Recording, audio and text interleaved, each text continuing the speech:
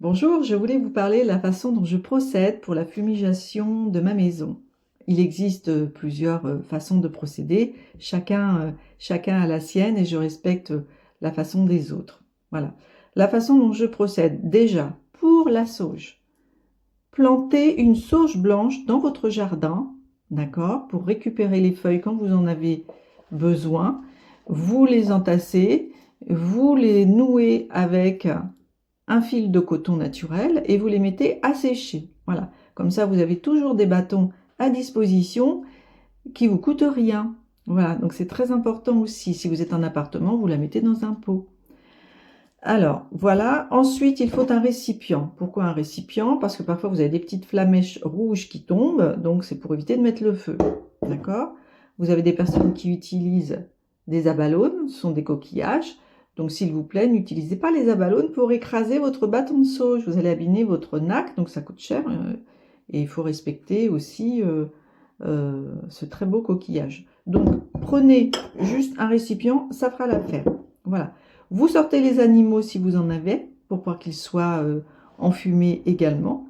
Et vous ouvrez tous les placards, les penderies, du sous-sol au grenier. D'accord? De façon à enlever également les énergies négatives de tous ces placards. Bon. Ensuite, moi je commence par le sous-sol. Il y a des gens qui vont commencer par le grenier, moi je commence par le sous-sol. Voilà. La fumée, elle monte, etc., etc.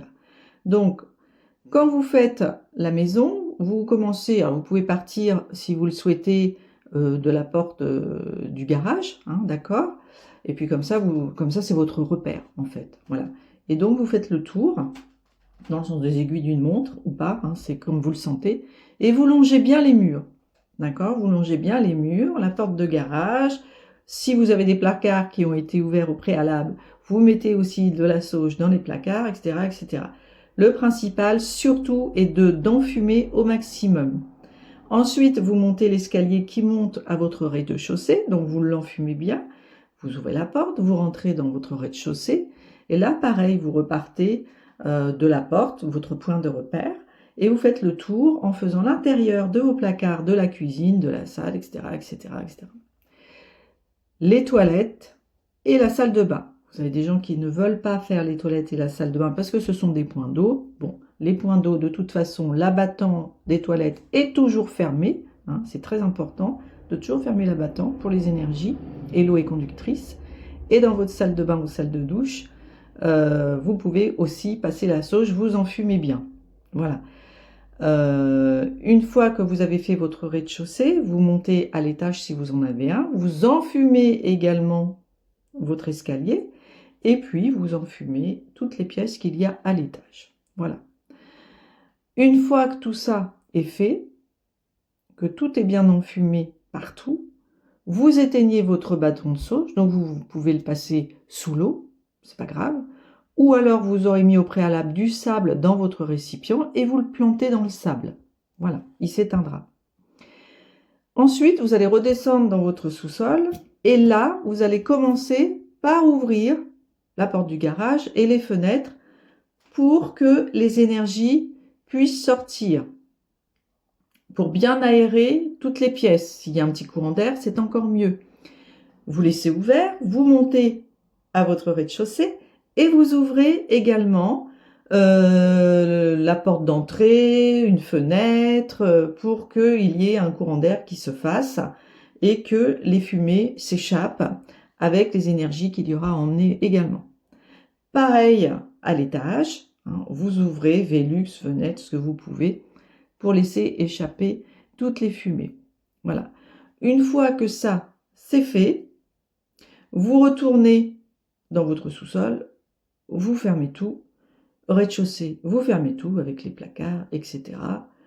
Vous pouvez faire également couler une chasse d'eau, parce que l'eau est conductrice, donc on peut tirer une chasse d'eau pour entraîner ce qui aurait pu se déposer.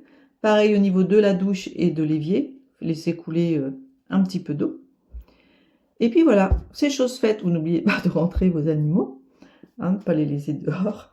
Et puis voilà, c'est fait. Donc après, une fois que vous avez fait ça, vous avez donc vidé votre espace des énergies. N'oubliez surtout pas de le recharger en énergie positive pour éviter qu'il y ait des choses qui reviennent qui ne sont pas terribles. D'accord? Donc pour ce faire, vous pouvez mettre de la musique haute en vibration.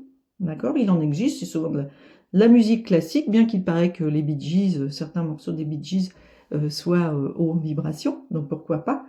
Vous pouvez chanter, vous pouvez danser, vous pouvez rigoler si vous n'êtes pas seul, etc., etc. Mais rechargez en énergie positive surtout. Voilà ce que je peux vous dire. Si toutefois vous avez des questions, vous pouvez toujours me les poser par message, n'hésitez pas. Je ne pense pas avoir oublié quoi que ce soit. Sinon, je vous le remettrai en commentaire. Et puis, je vous remercie d'avoir de liker la vidéo et puis de faire vos effets, vos essais chez vous et surtout de se sentir bien chez soi, c'est tellement important. Donc, c'est quelque chose que vous pouvez faire, on va dire quand même une fois par semaine maximum, quoi. Sauf si vous recevez des gens qui sont hyper négatifs et que là vous dites c'est un petit peu lourd chez moi, auquel cas vous pouvez renettoyer. Mais une fois par semaine, c'est largement assez. Voilà, je vous fais des bisous et puis je vous remercie. À bientôt.